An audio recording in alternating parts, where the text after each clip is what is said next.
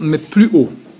Il y a un exemple que je raconte, c'est le Rav Jacobson qui raconte ça. Le Rav Jacobson, donc c'est un grand éducateur israélien, il raconte qu'il était un jour dans son salon, à Zichron Yaakov, il regarde par la fenêtre, il y a un complexe de bâtiments, puis au milieu il y a un petit jardin où les petites filles jouent l'après-midi. Et il voit qu'il y a des groupes de filles qui jouent à la balançoire, à la corde, etc., au ballon. Puis une petite fille qui sort, du même âge, qui a un problème psychomoteur. Bon, elle vient, comme ça, et lui, il n'entend rien, il y a la vitre. Mais il voit qu'elle rentre comme ça dans le groupe, elle essaie d'un peu de parler, tout ça, 30 secondes, elle voit qu'elle quitte le groupe. Elle a sûrement dû demander, je peux jouer avec vous à la balle, ils ont dit, écoute, on peut faire, on va voir la balle. Bon, elle est partie, éjectée, elle va à un deuxième groupe. Deuxième groupe, il joue la balançoire, 30 secondes, tac, éjecté. Troisième groupe, éjecté, elle va dans son coin, se met à pleurer. Bon, et il a eu pitié. De plus, il regarde par la fenêtre, il voit chez l'appartement des parents, il voit la mère qui regarde aussi, qui s'essuie elle se met à pleurer, elle voit sa fille aussi, donc non seulement un problème psychomoteur, doublé d'un problème d'insertion sociale. Donc il appelle sa fille, le Rav, il dit, ma fille, tu connais la petite fille là, les voisins, tout ça? Oui, je la connais. Va jouer avec elle. Papa, va jouer avec elle. On s'aballe, il faut une demi-heure qu'elle a. Je ne te dis pas d'aller jouer avec elle pour jouer à la balle, je joue pour être avec elle, elle pleure, elle n'a pas d'amis, sa mère qui pleure aussi. Fais le mitzvah. La fille accepte. La fille joue pendant une demi-heure avec la petite fille, revient à la maison, voilà, papa, j'ai fait ma mitzvah.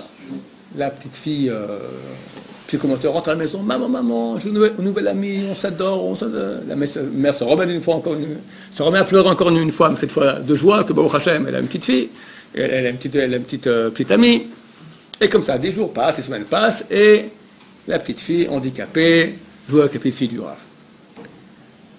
On est un soir de Shabbat, la petite fille du Rav adore la mousse au chocolat. On est vendredi soir, après le repas, dessert, mousse au chocolat. Le Rav dit, tu veux un peu de mousse au chocolat? Oui, tiens, prends. Tu veux une deuxième coupe? Oui, tiens, prends. Troisième, il a garde de mousse au chocolat. Moi, toute contente, on en a plein partout. Le lendemain matin, il appelle sa fille, il dit, viens ma fille, dis-moi, la mousse au chocolat hier, c'était bon? Psst, délicieux.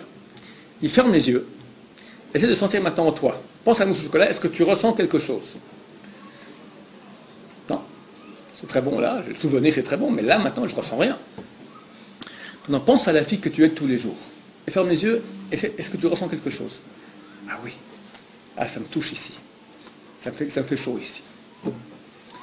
C'est un exemple très très beau, comment éduquer un enfant où il voit la mousse au chocolat, c'est très attirant, mais il voit la mitzvah. Regarde, la mousse au chocolat, qu'est-ce qu'il t'en reste? Choumnava. Ça, c'est en toi. Tu as en toi une partie qui est réceptive à cela.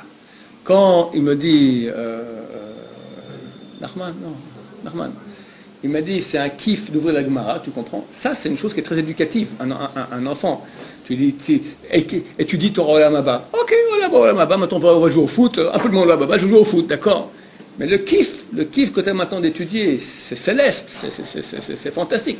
Si on arrive à ressentir des joies rouhaniyot, c'est une éducation qui est très grande. On est encore dans Sachar va'onesh, punition et récompense. On lui donne une récompense qui est bête, mousse au chocolat.